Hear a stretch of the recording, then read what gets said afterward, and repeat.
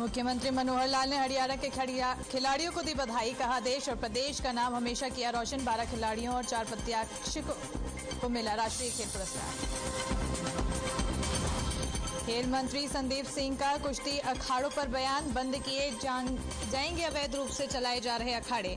महिला कुश्ती खिलाड़ी की हत्या के बाद सख्त हुई सरकार। फतेहाबाद के गांव बीघड़ में दिखा बदमाशों का आतंक। घर में घुसकर की हवाई फायरिंग। कुल्हाड़ी और डंडों से किया लोगों पर हमला।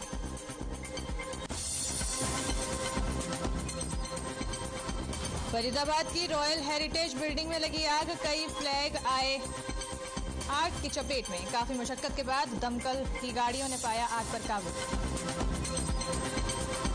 पानीपत के 8 मरला के पास मकान में स्वास्थ्य विभाग का छापा। गर्भपात की शिकायत के बाद की कार्रवाई। स्वास्थ्य विभाग को मिले गर्भपात करने के किट और औजार। नमस्कार, बहुत स्वागत है आप सभी का हर खबर हरियाणा में। मैं आपके साथ अस्मिता दुबे और वक्त हो चला है खबर एट 3 PM। तो चलिए खबरों की शुरुआत करते हैं, जहां मुख्यमंत्री मनोहर लाल ने हरियाणा के खिलाड़ियों को बधाई दी है और सीएम ने इस पर कहा है कि कल 64 में से 17 पुरस्कार हमारे राज्य ने जीते हैं और हमारे खिलाड़ियों ने देश और प्रदेश का नाम अंतर्राष्ट्रीय स्तर पर हमेशा ऊंचा किया है। सीएम ने कहा है कि अगली बार मेडल्स की संख्या को दोगुना करने का लक्ष्य है और आपको बता दें कि हरियाणा के 12 खिलाड़ियों और 4 प्रशिक्षकों को राष्ट्रीय खेल पुरस्कार से नवाजा गया है। सम्मानित किए जाने पर सीएम ने सभी खिलाड़ियों को बधाई दी और सीएम ने दी खिलाड़ियों को बधाई।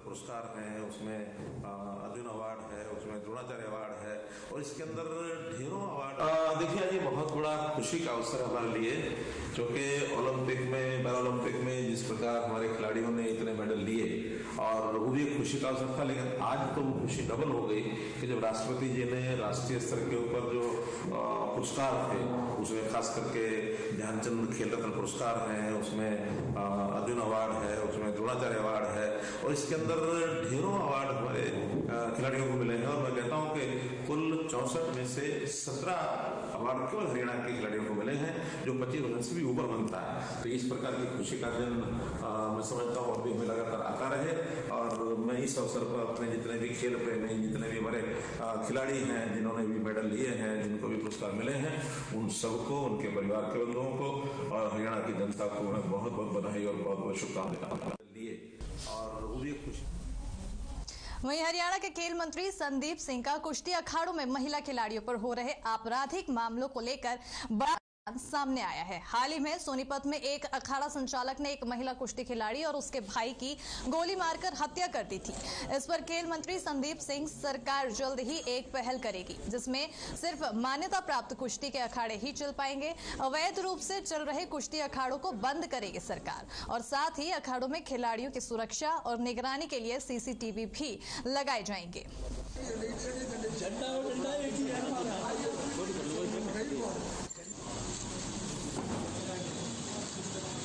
हमने जितने भी ये कह सकते हैं कि अनऑफिशियल जो एक तरीके के जो खिलाड़ियों को तैयार करने वाले जो एक छोटे से अपने घर में हॉस्टल टाइप के बनाए हुए हैं, उनके लिए एक नई चीज हम शुरुआत करने वाले हैं जो सरकार द्वारा मान्यता प्राप्त उसको करवाएगा। उसके अंदर कैमरेज, उसके अंदर वो सुविधा होगी, तभी हम उसको लाइसेंस देंगे। वो लाइसेंस होल्डर ही अपना हॉस्टल शुरू कर सकता है, अपना अखाड़ा शुरू कर सकता है, जिससे कि जो बच्चे हैं वो सिक्योर भी रहेंगे। क्योंकि आजकल जो खिलाड़ी है वो अब आजकल क्या, पहले जमाने से अभी तक जितने भी खिलाड़ी हैं उनको अपनी शरीर को ही उनका धन होता है, दौलत होती है।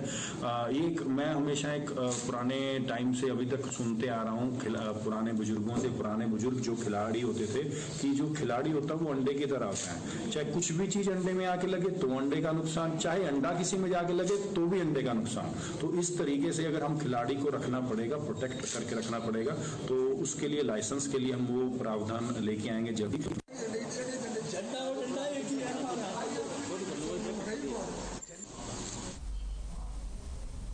वहीं दूसरी ओर हरियाणा के कृषि मंत्री जेपी दलाल रविवार को भिवानी पहुंचे, जहां उन्होंने अपने आवास पर जनता दरबार लगाकर लोगों की समस्याएं सुनी।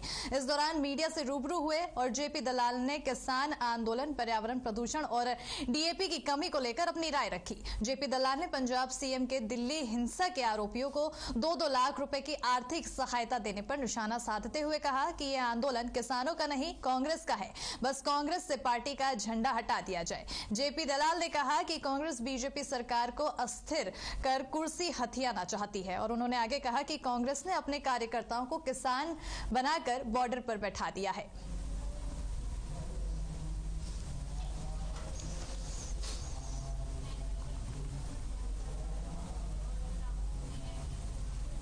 वहीं कांग्रेस प्रदेश अध्यक्ष कुमारी सैलजा ने महंगाई के मुद्दे को लेकर सरकार पर निशाना साधा है।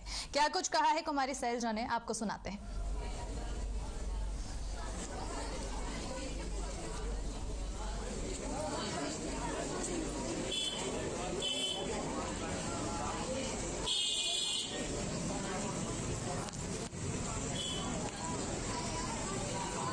सोनिया जी और राहुल जी के निर्देश पर कांग्रेस जन घर घर जा रहे हैं, गांव-गांव में जा रहे हैं, मोहल्ले में जा रहे हैं, गलियों में जा रहे हैं और आपने देखा कि लोगों का एकदम जन सैलाब सा उमड़ पड़ता है, क्योंकि कांग्रेस पार्टी उनकी आवाज सुनती है और उनकी आवाज उठाती है, उनकी आवाज बनती है।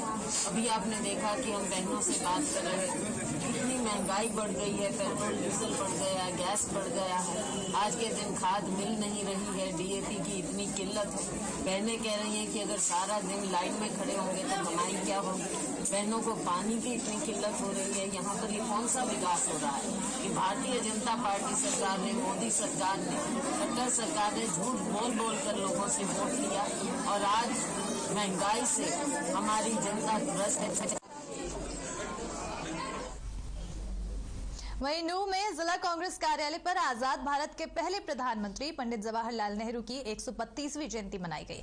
इस मौके पर नूह विधायक और पूर्व परिवहन मंत्री आफताब अहमद ने पंडित नेहरू को श्रद्धांजलि दी और उनकी जयंती पर नमन किया है। विधायक ने कहा कि स्वतंत्र भारत के पहले प्रधानमंत्री पंडित जवाहरलाल नेहरू एक विद्वान और अच्छे लेखक भी थे। नेहरू जितनी बड़ी शख्सियत थे, उनके विचार भी उतने ही महान थे। यही वजह है कि आज भी देश के लोग उनके महान विचारों से प्रेरणा लेते हैं। नेहरू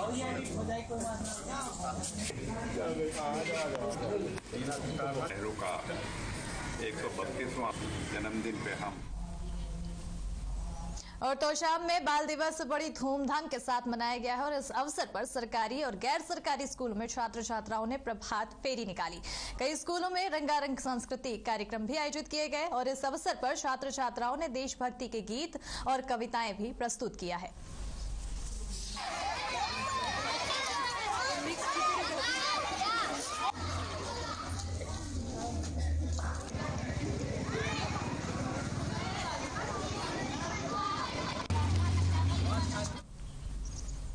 और अब खबर बागड़ गांव से है, जहां पर एक ढाड़ी में कुछ लोग घर में घुसकर हवाई फायरिंग किए हैं और तलवारों से हमला करने का मामला भी सामने आया है। घटना में एक पक्ष के 4 से 5 लोग घायल हो गए, जबकि दूसरे पक्ष के एक बुजुर्ग की टांग टूट गई है। वहीं इस घटना को उन्होंने मोबाइल में रिकॉर्ड भी कर लिया, जिसमें पिस्तौल और डंडा लिए एक युवक को उन्होंने पकड़ रखा है और 112 पर कॉल कर पुलिस के हवाले कर दिया है और बाकी वहां के से फरार भी हो गए हैं और घायलों को नागरिक अस्पताल में भर्ती कराया गया है। वहीं इसके बाद एक युवक और वीडियो सामने आया है, जहां घायल पक्ष के लोगों ने ही जिसे रिकॉर्ड किया है। इसमें दिख रहा है कि 15-20 युवक पथराव कर रहे हैं।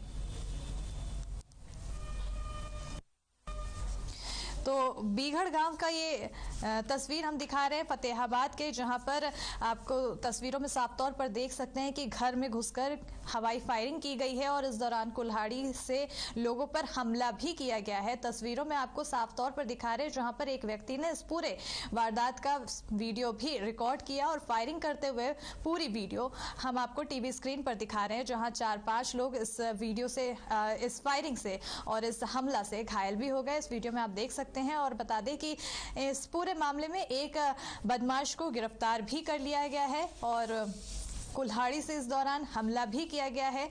बदमाशों का आतंक गांव बीघड़ में लगातार फैलता चला जा रहा है।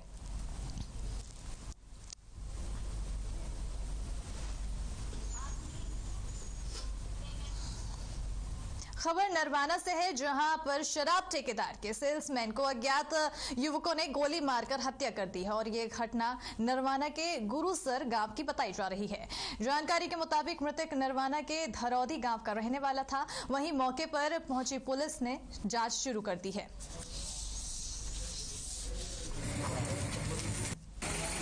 तो प्रदेश में अब आतंकों का, बदमाशों का आतंक बढ़ता चला जा रहा है। बता दें कि शराब के ठेके के सेल्समैन की हत्या कर दी गई है और वहां पर आपको बता दें कि गोली मारकर इस सेल्समैन की हत्या की गई थी। जहां पर नरवाना से खबर है, शराब ठेकेदार के सेल्समैन को अज्ञात युवकों ने गोली मारी है और गोली मारकर उसकी हत्या कर दी। और बता दें कि इसके बाद अब मामले की जाँच पुलिस द्वारा की जा रही है और ये पूरा मामला आपको बता दें कि नरवाना का है, जहां पर जो मृतक है वो नरवाना के धरौदी गांव का रहने वाला बताया जा रहा है। प्रदेश में बदमाशों का आतंक लगातार बढ़ता चला जा रहा है। अब ऐसे में बड़ा सवाल ये उठता है कि आखिर इन पर प्रशासन का खौफ क्यों नहीं है, प्रशासन इनको लेकर किस तरह की कार्रवाई कर रहा है, क्योंकि दिन दहाड़े अगर इस तरह से बदमाशों द्वारा इस तरह के वारदातों को अंजाम दिया जाएगा तो ऐसे प्रदेश में जनता अपने आप को सुरक्षित कैसे महसूस करवा पाएगी, क्योंकि दिन दहाड़े किसी ठेकेदार, शराब के ठेकेदार के सेल्समैन को अज्ञात युवकों द्वारा गोली मारकर हत्या कर दी गई है।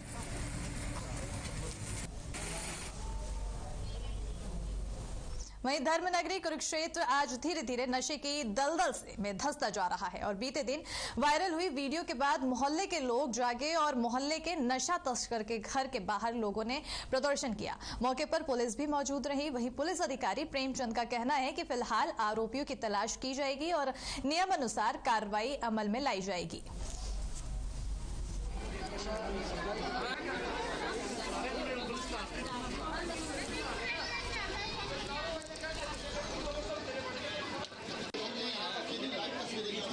अभी कोई मिलेगा, रिकवरी होगी, उनके कार्रवाई की जाएगी। तो जैसे पुलिस के ऊपर सवालिया निशान खड़ा हो रहा है, बार बार आते और चले जाते हैं, कोई कार्रवाई नहीं करते, क्या कहें? नहीं, ऐसा कुछ नहीं है। जब भी मिलेगा तो नजर रखी जाएगी उनके पास, जो भी रिकवरी होगी उनके खिलाफ कार्रवाई।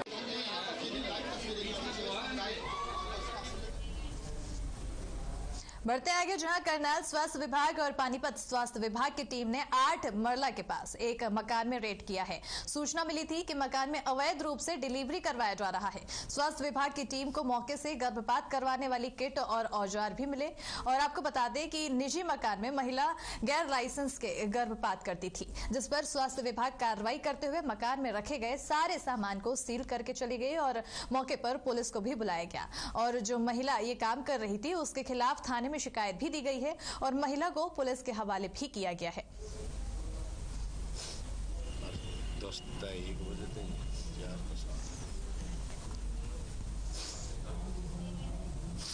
और अब खबर सोनीपत के कुंडली सिंघू बॉर्डर से है, जहां लगातार 3 कृषि कानून विषय को लेकर नेशनल हाईवे पर किसान झोपड़ियां डालकर प्रदर्शन कर रहे हैं, जिनमें शामिल हरियाणा के एक किसान की मौत भी हो गई, जो पिछले 1 महीने से किसान आंदोलन में शामिल था, जिसकी आयु करीब 75 से 76 वर्ष बताई गई है। इस दौरान पंजाब के कुछ किसानों ने उस किसान की झोपड़ी के सामने खड़े होकर नारेबाजी भी की है।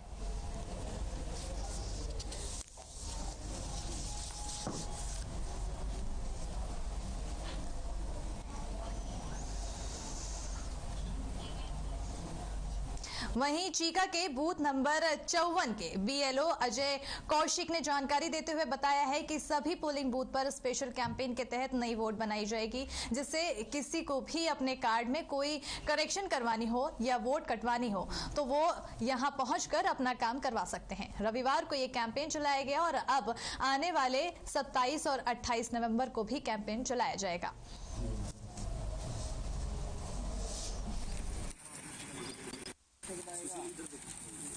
इलेक्शन कमीशन के द्वारा 13 और 14 तारीख को, 13-14 नवंबर को और 27 और 28 नवंबर को जो है स्पेशल कैंपेन के माध्यम से नई वोटें बनाई जाएंगी, जो करेक्शंस हैं वो की जाएंगी और अगर किसी की डिलीशन है, मतलब वोट कटवानी है, वो बनकर किया जाएगा। इसके लिए हेल्पलाइन के अलावा इलेक्शन कमीशन ने एक नई ऐप स्टार्ट की है, वोटर हेल्पलाइन ऐप। इस ऐप के तहत जो है मतलब कोई भी वोटर अपनी जो है अपने वोट को चेक कर सकता है एप्लीकेशन नंबर डालकर या अपनी डिटेल्स डालकर।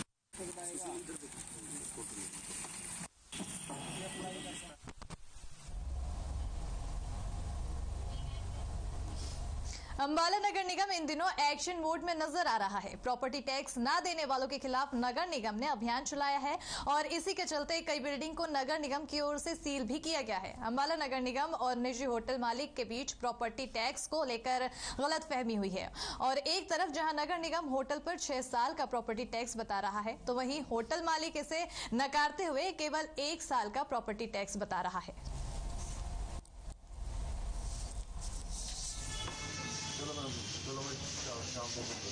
एक Rose Jain versus state of Haryana का कोर्ट केस था, लोअर केस में।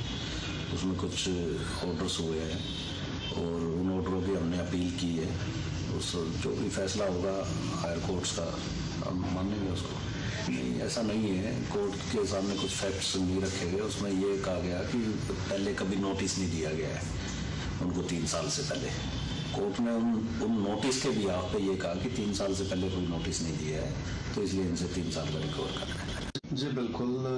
देखिए, नगर निगम को जो टैक्स जाते हैं व्यापारियों से, उस रिगार्डिंग ये केस था और ये पिछले साल कोर्ट ने इसमें स्टे दे दिया था और एक जजमेंट के बिहाफ पे दिया था। उसमें ये था कि कोई भी डिपार्टमेंट हो, वो जो रिकवरी है वो एट प्रेजेंट करे, कोई लिंगर ऑन ना करे, क्योंकि सभी को मालूम है गवर्नमेंट डिपार्टमेंट्स की जो हालात हैं, वो लेट लतीफी के कारण जो प्रॉब्लम्स आगे व्यापारी को फेस करनी पड़ती है वो बहुत क्रिटिकल है। तो उस बिहाफ पे उन्होंने जजमेंट दी थी और जो कि जजमेंट अभी पिछले दिनों, मैं पूरी बात बता देता हूँ, पिछले दिनों ये हमारे पास आए और कहा कि आपका टैक्स पेंडिंग है फिर से, और जबकि हमने कहा कि हमारा सारा टैक्स पेड है अकॉर्डिंग टू गाइडलाइंस है, और उनके अकॉर्डिंग कई साल का टैक्स पेड था, पेंडिंग था। लेकिन हमारा टैक्स पिछले साल हमने उससे पिछले 3 साल का जो कि गाइडलाइंस हैं कोर्ट की, उस हिसाब से देके हम बिल्कुल।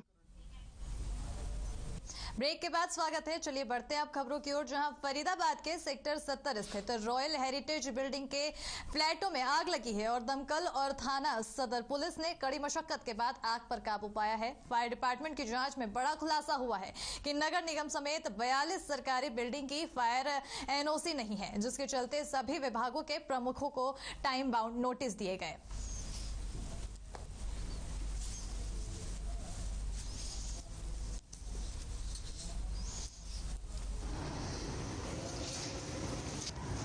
रात में 2:30 बजे आई थिंक अलार्म जो होता है सेफ्टी अलार्म, वो भी नहीं सुनाई दिया। हमारे नेबर्स ने हमें कंटिन्यू से रिंग किया, तब हमारी आंख खुली, कह रहे कि यहाँ पे आग लगी है, फटाफट निकलो। तो हम भी फिर आनंद फानंद में निकले, फटाफट नीचे पहुंचे तो फिर देखा कि यहाँ पूरे में आग लगी, धुआं निकला हुआ है।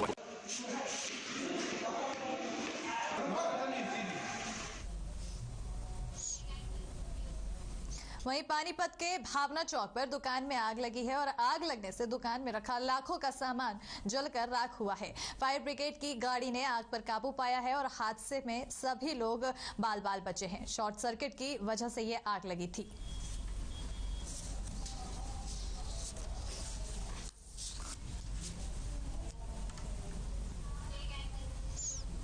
और अब खबर जींद से है, जहां रोहतक रोड पर धंसी सड़क के सैंपल लिए गए हैं और इस मौके पर जींद विकास संगठन के अध्यक्ष राजकुमार गोयल प्रमुख रूप से मौजूद रहे। और आपको बता दें कि पिछले करीबन 3 साल से लोग इस रोड की बदहाली से परेशान हैं, क्योंकि धंसी हुई सड़क की वजह से आवागमन पूरी तरह से प्रभावित हो गया है और लोगों ने प्रशासन से मांग की है कि जांच पूरी कर सड़क का निर्माण कर जल्दी से जल्दी पूरा करवाया जाए।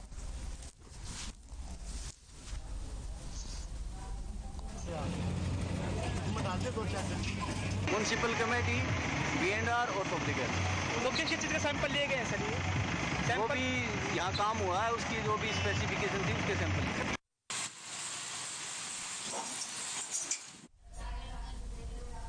वहीं देश में टीकाकरण के मामले में सबसे पिछड़ा जिला न्यू है, जिसे लेकर उपायुक्त शक्ति सिंह ने घोषणा की है कि जिले की जो पंचायत 100% टीकाकरण कराएगी, उन्हें विकास के लिए 10 लाख की अतिरिक्त मदद दी जाएगी। उपायुक्त ने शनिवार को पुनाहाना लघु सचिवालय में स्वास्थ्य कर्मियों के साथ बैठक कर कर्मचारियों को वैक्सीनेशन 100% करने का मूल चिन्ह भी दिया है। और आपको बता दें कि इस मूल मंत्र के तहत जिला उपायुक्त शक्ति सिंह ने कहा है कि उपमंडल के ऐसे 10 गांवों को जिला प्रशासन की ओर से 10-10 लाख रुपए विकास के लिए दिए जाएंगे, जो वैक्सीनेशन में पहले 100% होंगे। इतना ही नहीं, ऐसे गांवों में लोगों को प्रशंसा पत्र भी दिए जाएंगे।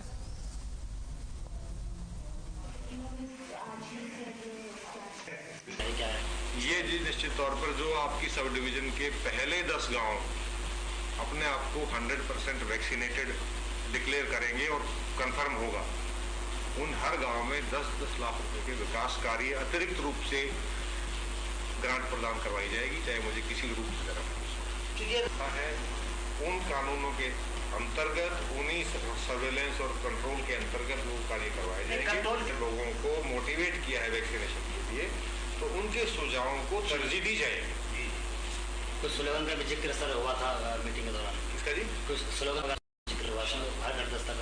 हाँ, हर घर दस्तक से हमारा मतलब है, माननीय प्रधानमंत्री जी ने कहा है, मुख्यमंत्री जी ने कहा है कि हम अब एक बार हर घर पे एक बार जाके दरवाजा खटखटा के पूछेंगे जी कोई वैक्सीनेशन के बगैर रह गया है, हमारी टीम पे आ रहे हैं, लगवा लीजिए।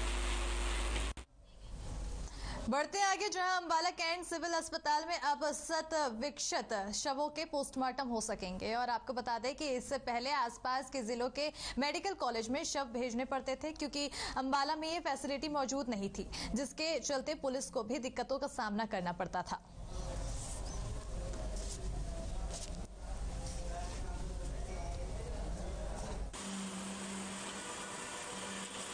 जी देखिए, बिल्कुल सही बोल रहे हैं आप। हमारे अंबाला कैंट हॉस्पिटल में पहले हमारे पास एक ही फोरेंसिक मेडिसिन के एक्सपर्ट होते थे, अब वहाँ पर 2 फोरेंसिक मेडिसिन एक्सपर्ट पोस्ट हुए हैं। और हमारा जो वहाँ पर स्टेट ऑफ द आर्ट हमने मॉर्चरी का वहाँ पर बहुत जल्दी वहाँ खुल जाएगी, जिसमें कि हमारे पास डीप फ्रीजर्स होंगे जिनमें 8 शवों को एक साथ रखा जा सकेगा।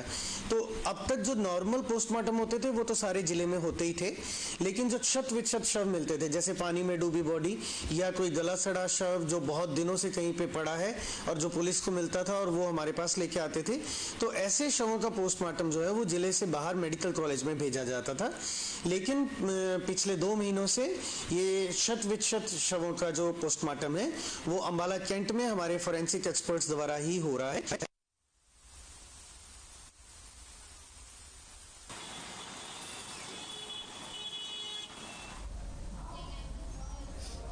वहीं नेचुरल बॉडी बिल्डिंग प्रतियोगिता में एक बार फिर से झज्जर के गांव की बेटी नीरू समोता ने अपनी प्रतिभा का लोहा मनवाया है। आपको बता दें कि नीरू पिछले लंबे समय से ऑस्ट्रेलिया में रह रही है। हाल ही में ऑस्ट्रेलिया में संपन्न हुई एक बड़ी बिल्डिंग प्रतियोगिता में नीरू समोता ने अपनी मेहनत के बल पर 3 गोल्ड और 2 सिल्वर मेडल हासिल किए हैं। और उन्होंने हाल ही में टीम वियर और 2 स्विम सूट कैटेगरीज में जीते भी हैं। आपको बता दें, उन्होंने अपने कोच को मनोज मुकुंदा को इसके लिए विशेष रूप से आभार जताते हुए उन्हें इसके लिए विशेष रूप से बधाई का पात्र भी बताया है।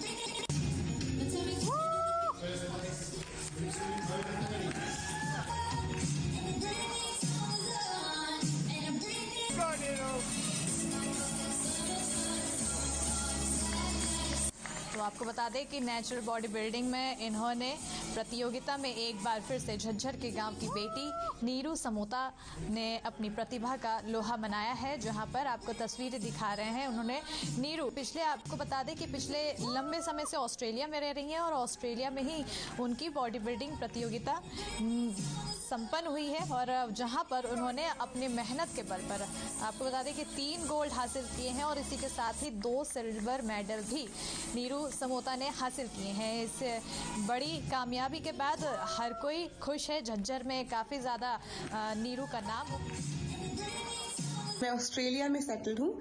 मैं प्रोफेशन से एक फिटनेस कोच हूँ और मैं एक नेचुरल बॉडी बिल्डर भी हूँ।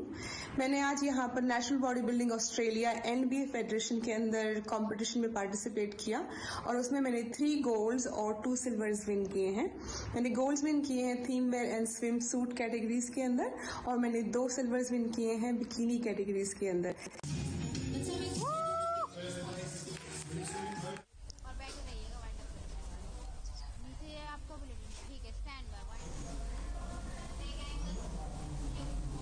और इसी के साथ खबर लाइव एट 3 में फिलहाल इतना ही। मुझे दीजिए इजाजत और देखते रहिए हर खबर हरियाणा। नमस्कार।